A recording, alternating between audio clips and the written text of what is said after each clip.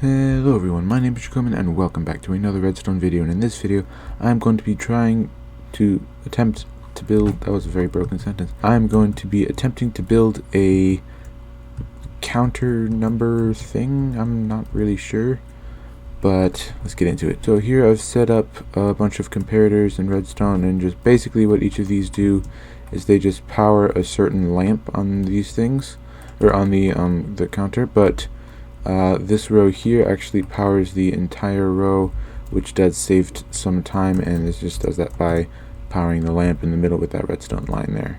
So it's all very easy, and then these here just sort of power the ones in between rows, so like this one, this one, this one, and this one here.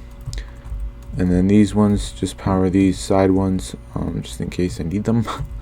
because sometimes I don't want to power the entire row, I just want to power like one side or another. So that can be useful. But what I was mostly thinking, because if we're just counting from like 1 or 0 to 9, then I could just make a big loop in the back. That could work, I suppose. So what I need to do for that is actually be able to have a piston layout that will move 5 blocks so that we can shift from one number to another, which we definitely will have to do. And that's obviously not going to be 5 ticks, but I may know how to create 5 ticks. So I don't think this will actually be long enough, but oh yeah, that was just 2 ticks. We need more than that. So what if we did this instead? 1, 2, 3, 4, 5, 6. Oh, that's one too many. Oh, it's so close. What if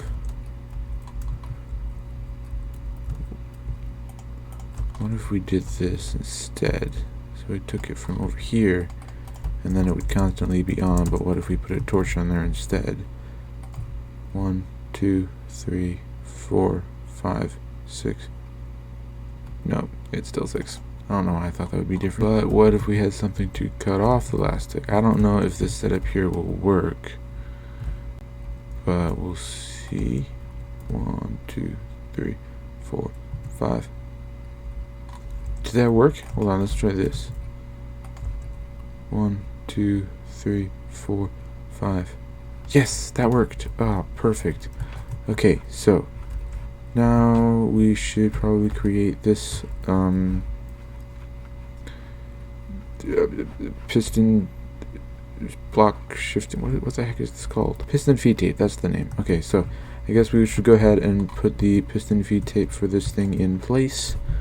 We'll have to figure out exactly what blocks will go where, and we'll have to grab a ton of cauldrons. This will be the part of the piston feed tape that will be in place for the number 1, because as you can see, that is only powering the lamps for number 1.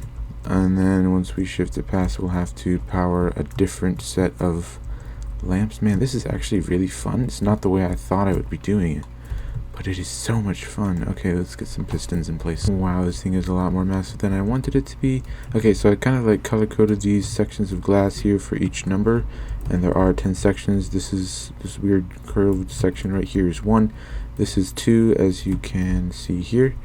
And then this orange part is 3, 4, 5, 6, 7, 8, 9, and 10. Well, it won't be 10, it'll be 0, because, you know, it's just a 1-digit number right here. And then, so now what I'm doing is I've set up that circuit there in place here, and then here's the input button. And now I'm trying to get this line down under here, because what I want to do, oh dang it, what I wanted to do is keep this whole thing, all the redstone, just 4 blocks wide. That's what I wanted to do, but this messed it up. Gosh dang it. Alright, I'm gonna see if I can change that. That actually wasn't that bad. As you can see, the redstone is now 4 blocks wide. Okay, I've hooked up the redstone line all the way up to the back pistons, so let's test it and see if all these orange blocks come down into the correct place. I have no idea what's gonna happen.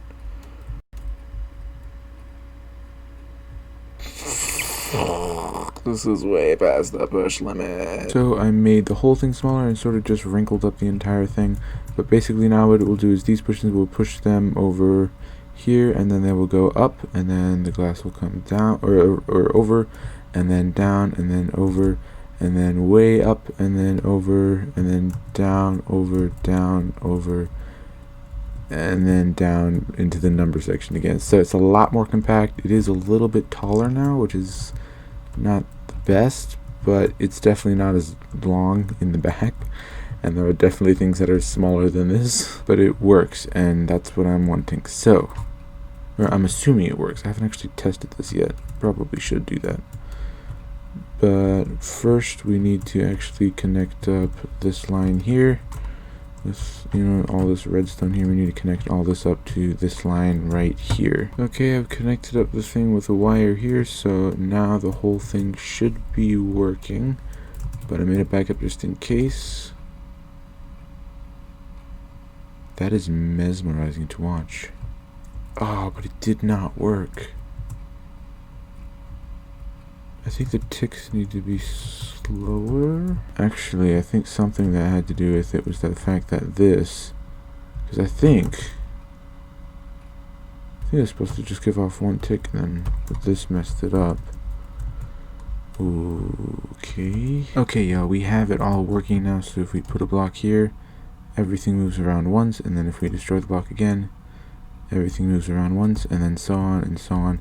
And basically all this block is doing is just powering these sets of pistons here and these pistons right here, which are the ones that have current blocks in front of them, and those are the ones that set off the entire I can't remember the names of these things. Piston feed tapes, gosh darn it. Okay, so what I really need to do back here, and it looks like a mess, but what I actually need to do is make a longer, actually we need that, I think, is make a longer pulse. So we'll have to make a longer pulse extender,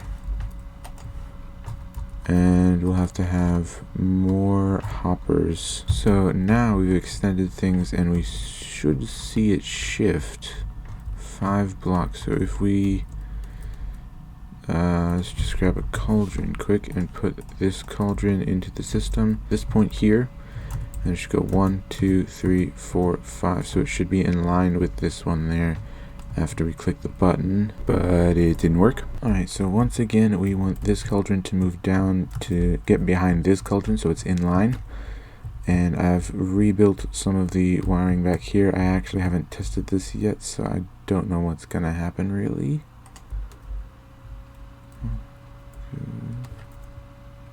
Good.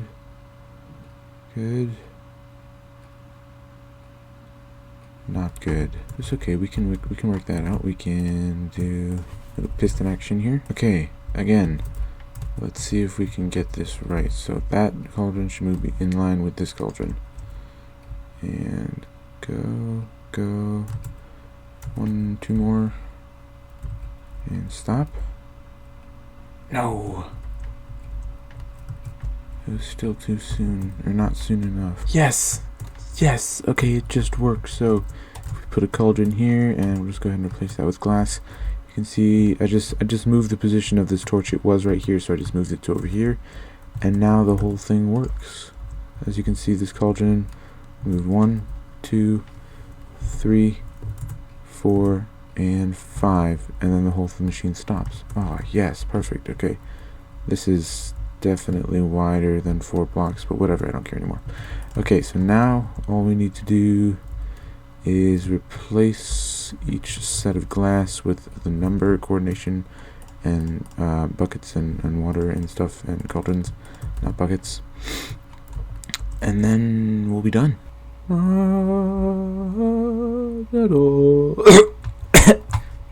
You can ignore that. But as you can see here, I put all the cauldrons in place, and I have now finished everything. I mean, it works now. I've tested it. So here's the number 0, and then if we click this button, you can see everything back here rotates 1, 2, 3, 4, 5 times, and then that gives us the number 1 because there are these cauldrons here in place now.